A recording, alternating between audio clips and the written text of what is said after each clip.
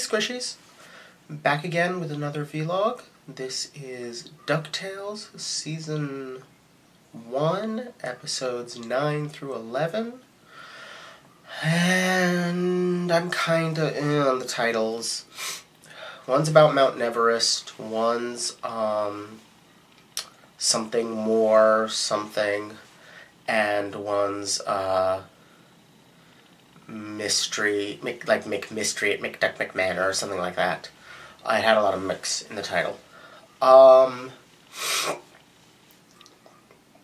I have a little bit of a cold, so I apologize for any sniffling or anything like that in this video. This was a good run. There was none of the weird racism stuff that's cropped up in a couple of past episodes.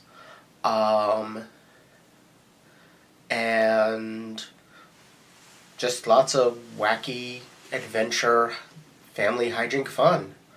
The first episode had a strong Huey focus, which is nice because I've been saying for a while that I'd like to see one.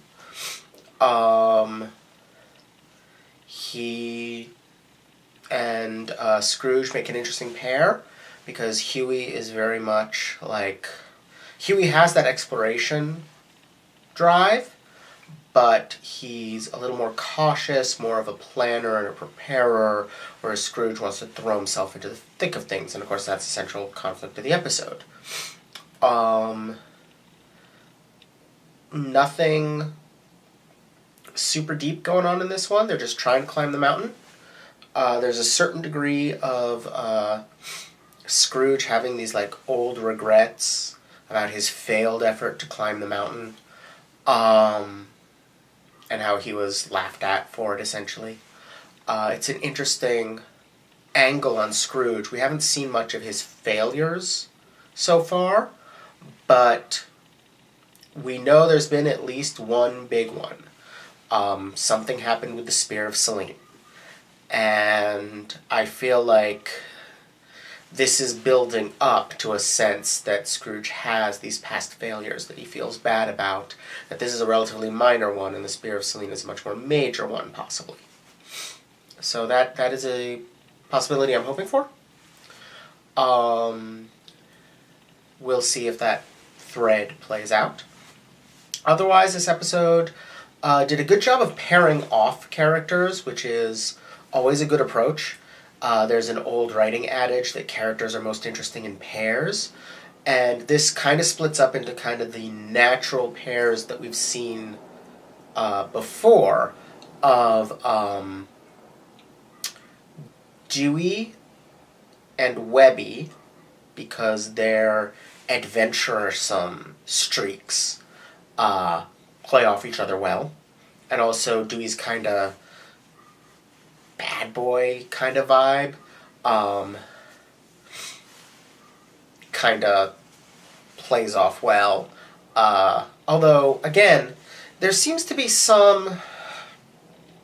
I don't know if I'm confused, or the writers are being inconsistent, or if it's just something's going on with the characters, but I have trouble keeping straight which of Dewey and... Like, Louie is the one who wants wealth, but doesn't want to work.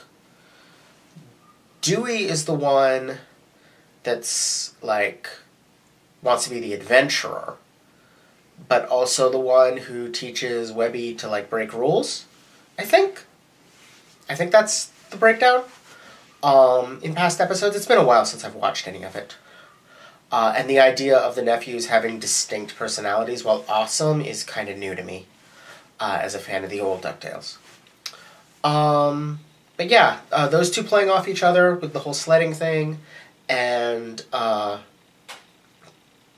then the nonsense side plot with Launchpad and Louie. That ultimately turns into Louie pulling a, you know, only I may scam my family. You know, it's the, you know, nobody picks on my sister but me kind of a thing that shows up a lot in, like, family shows. Meaning shows focused on families. Not necessarily shows for watching by families, though it tends to be those as well. So, yeah. That one was kind of a fun bit of froth. It's an interesting concept, a mountain shrouded in wormholes.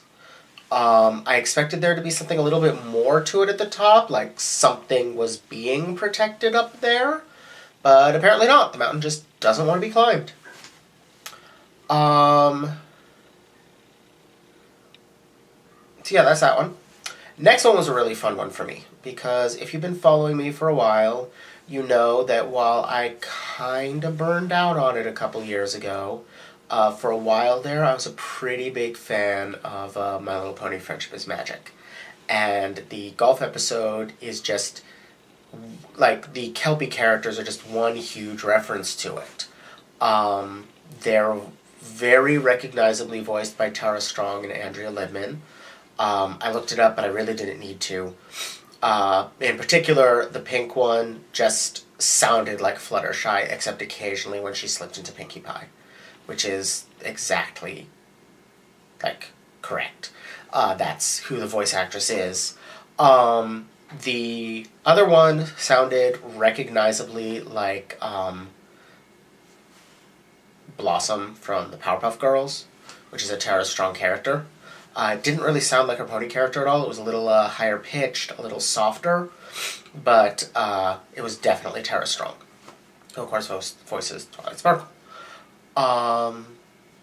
And those characters were just really entertaining, because like every time they showed up, it would play this music that sort of hinted at, like, this sort of mysterious theme that I noticed sort of hinted at without ever quite being the My Little Pony theme, like the old original one, the one that plays at the beginning of the current theme song, and that was the theme song for the, like, 80s show.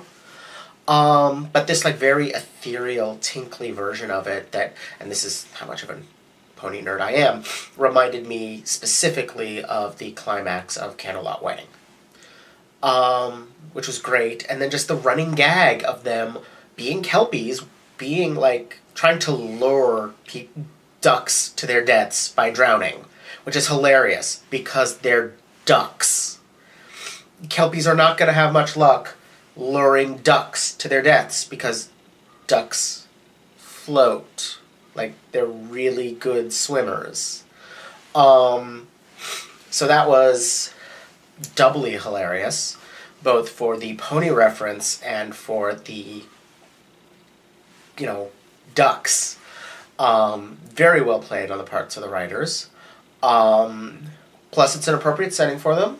Kelpies are found in, like, I think they're better known from Irish and Germanic mythology, but they are found in Scottish mythology in various forms. And they are traditionally horses that live in the water and lure people into the water. So that was great. I also really enjoyed Huey and Launchpad in this episode. Huey's color commentary and Launchpad's absurd color commentary was a great combination. In particular, because that is exactly what I do when confronted with basically any sport, is desperately try to find some way in which to make it more interesting by making shit up. Most sports just aren't that interesting. They're very samey. Not that, like, two different sports are the same as each other, but that, like, one game of basketball is basically like any other. You never have, like, multi-ball or death traps, you know? I just want a little more action and entertainment out of my sports. I really don't. I just find them boring. But that's me. If that's your thing, that's your thing. I was just talking about having been into My Little Pony for several years, so I mean, you know, to each their own. But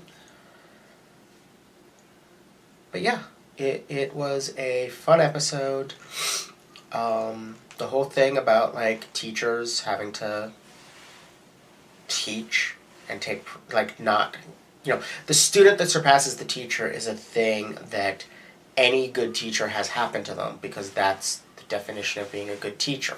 Like, If your students never surpass you, you can't have been a very good teacher. That's the measure of your success, is when your students do better than you ever could. Yeah.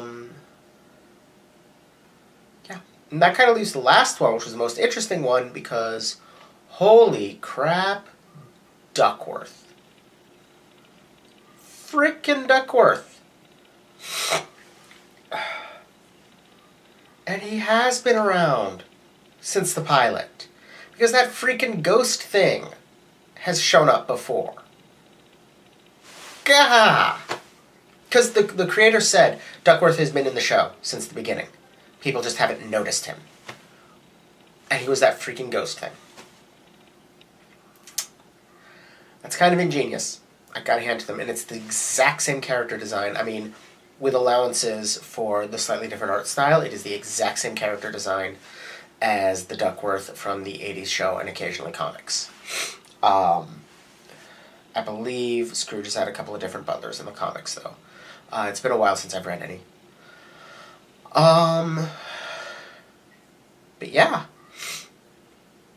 Okay, so my big thing going in, the thing I thought I was going to be talking about, was that, like, don't throw parties for people who don't want them.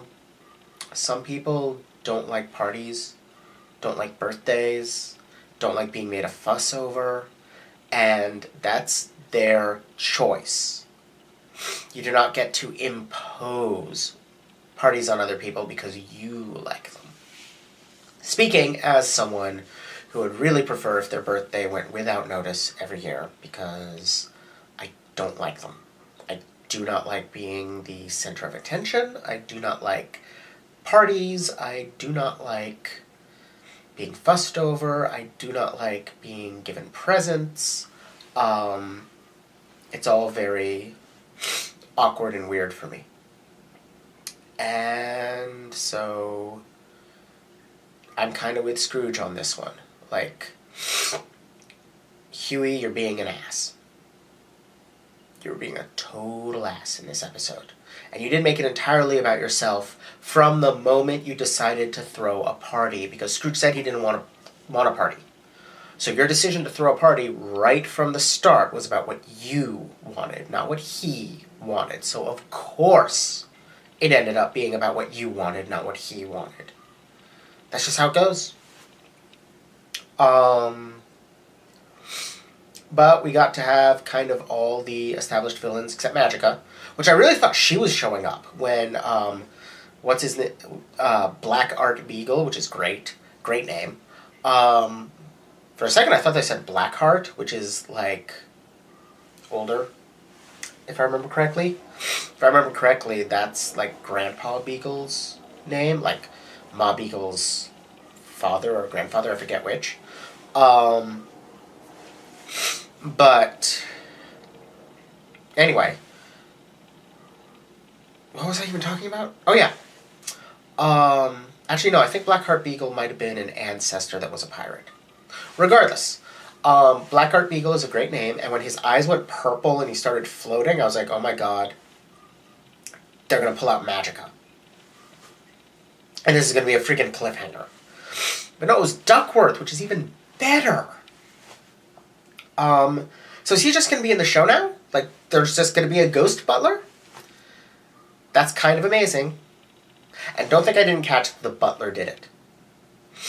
Because of course the butler did it. Actually, the moment that people started... the moment that a second person disappeared, I was like, oh, of course, it's Duckworth doing it. But I thought he was, like, hiding in the mansion or something. I didn't think he was actually really dead and a ghost, but that's kind of awesome.